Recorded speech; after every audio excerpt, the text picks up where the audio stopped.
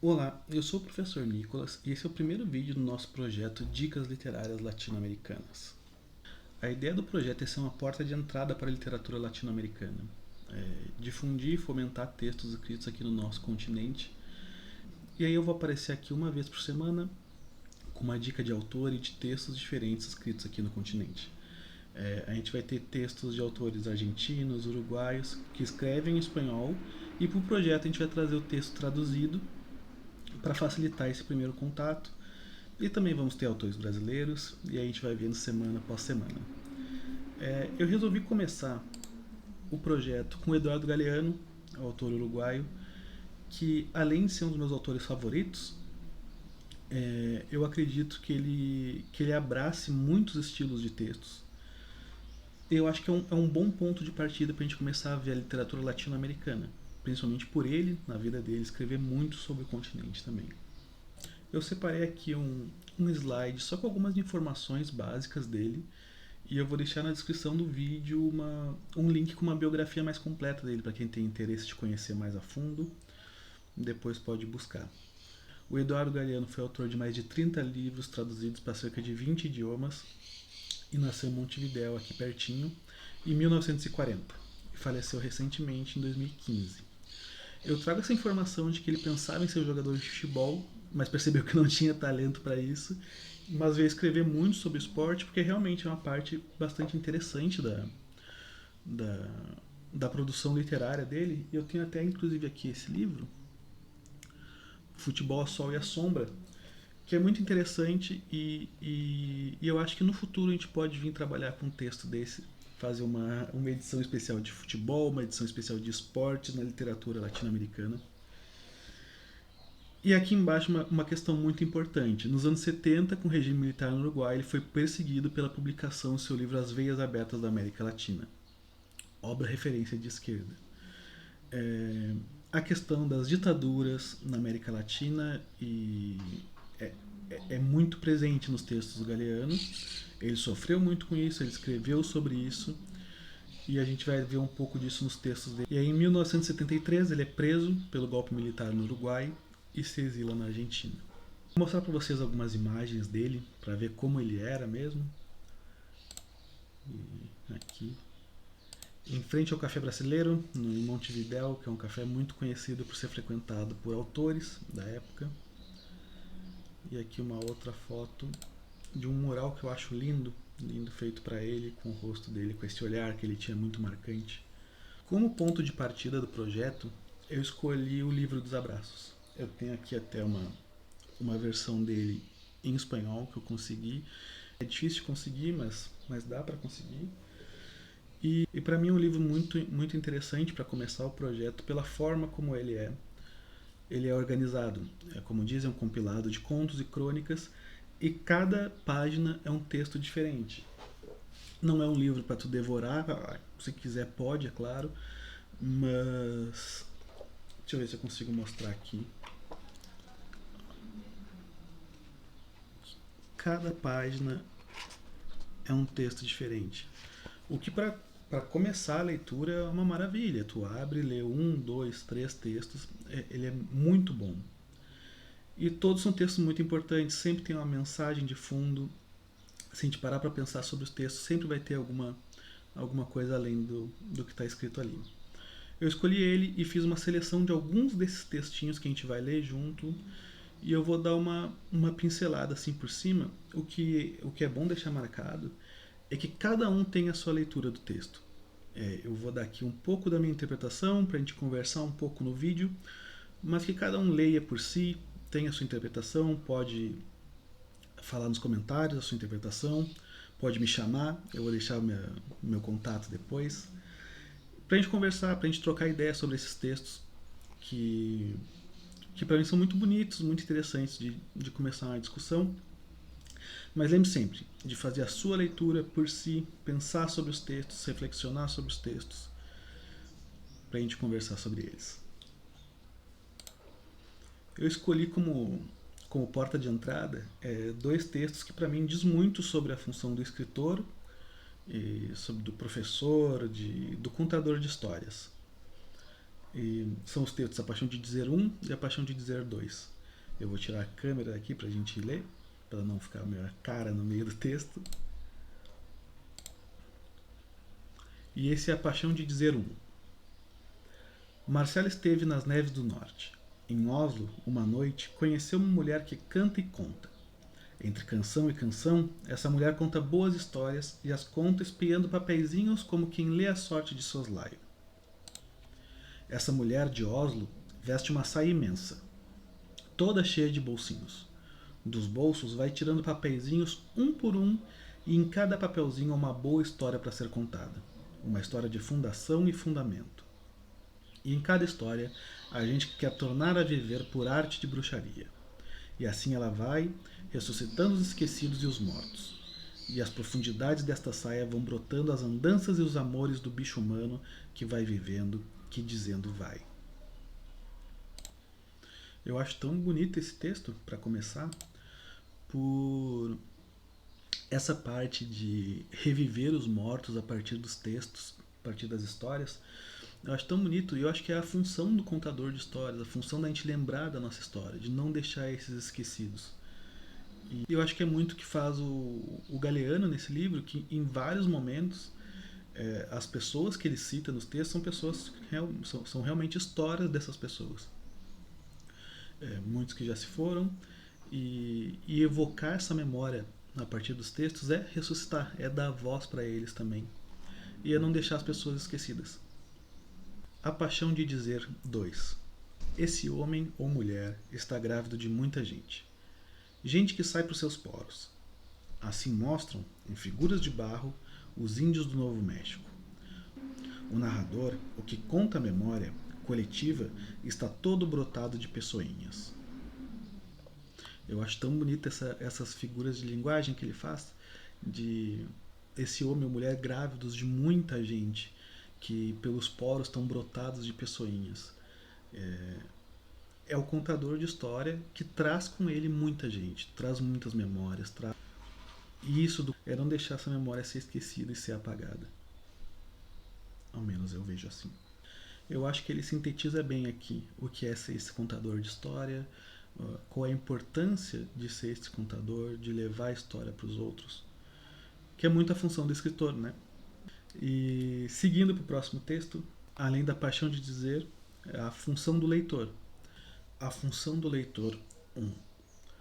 Quando Lúcia Pelais era pequena, leu um romance escondida. Leu aos pedaços, noite após noite, ocultando o livro debaixo do travesseiro. Lúcia tinha roubado o romance da biblioteca de cedro onde seu tio guardava os livros preferidos. Muito caminhou Lúcia, enquanto passavam-se os anos.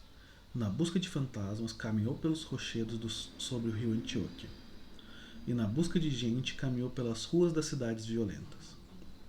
Muito caminhou Lúcia, e ao longo de seu caminhar ia sempre acompanhada pelos ecos daquelas vozes distantes que ela tinha escutado com os olhos na infância. Lúcia não tornou a ler aquele livro. Não o reconheceria mais.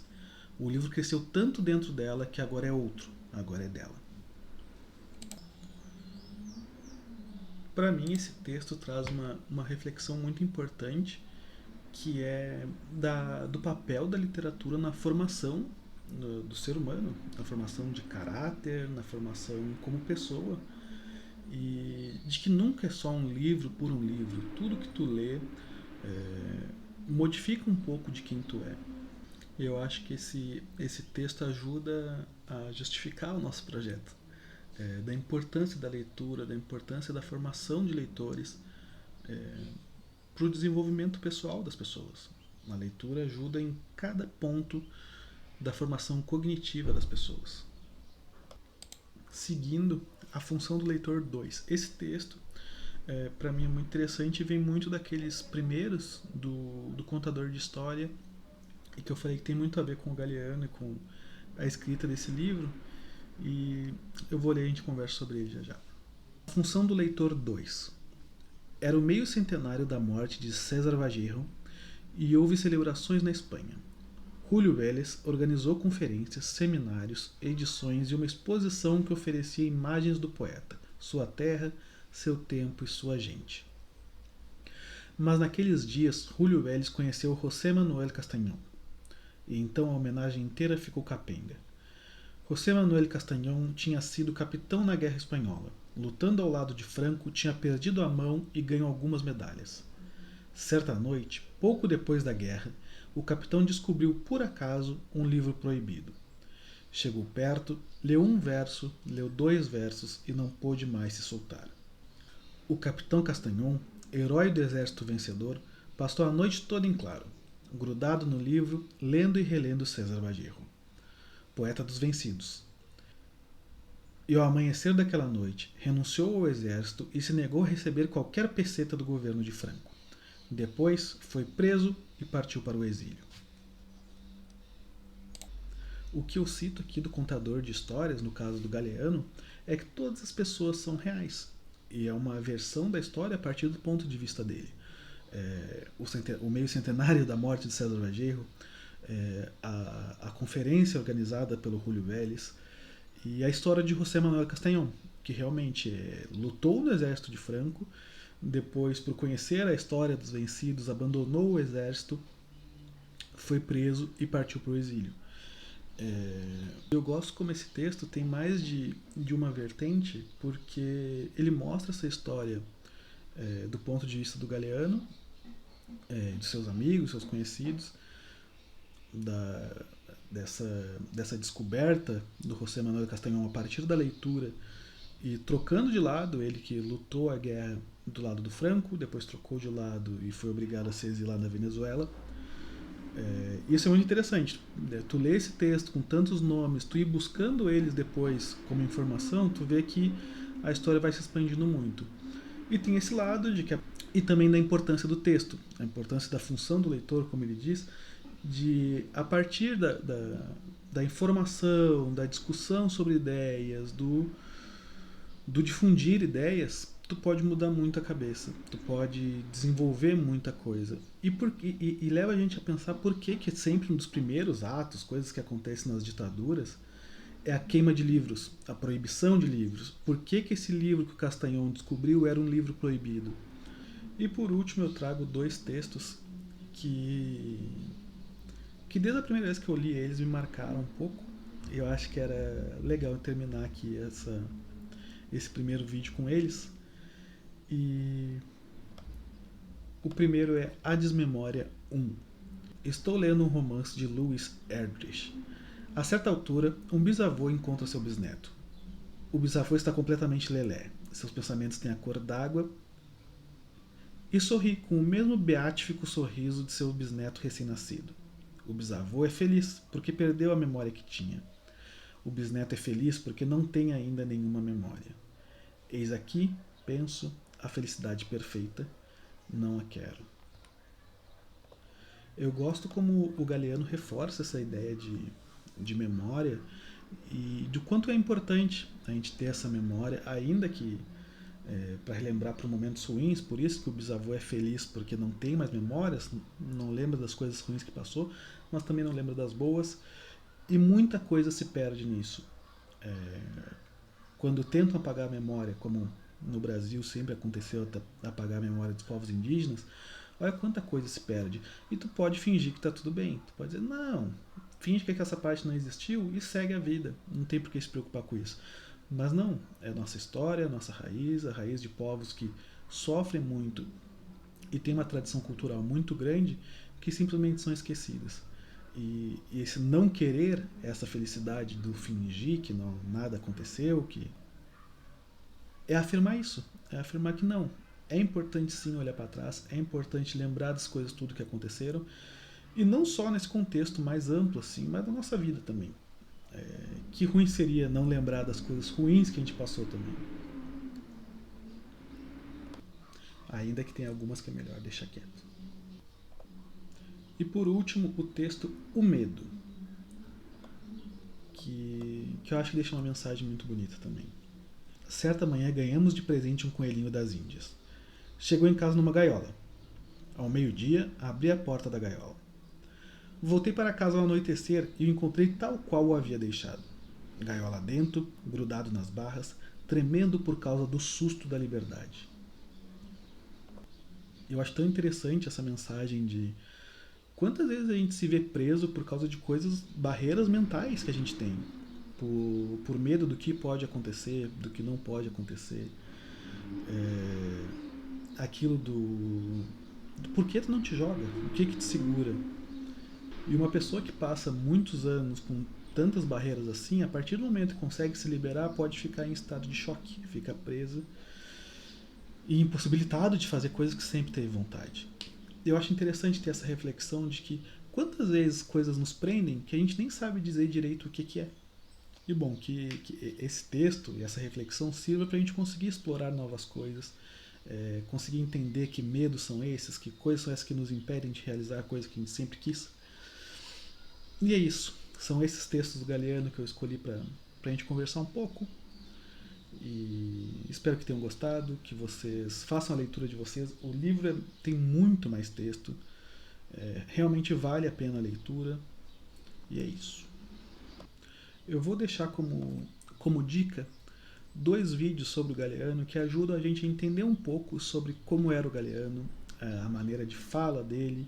A gente percebe que até na maneira de fala é bem parecido com a maneira que ele escreve. E são vídeos muito bonitos. Eu vou deixar os links aqui na descrição. E eu volto semana que vem com um novo autor, com um novo texto pra gente conversar. E é isso. Fica um beijo e até a próxima.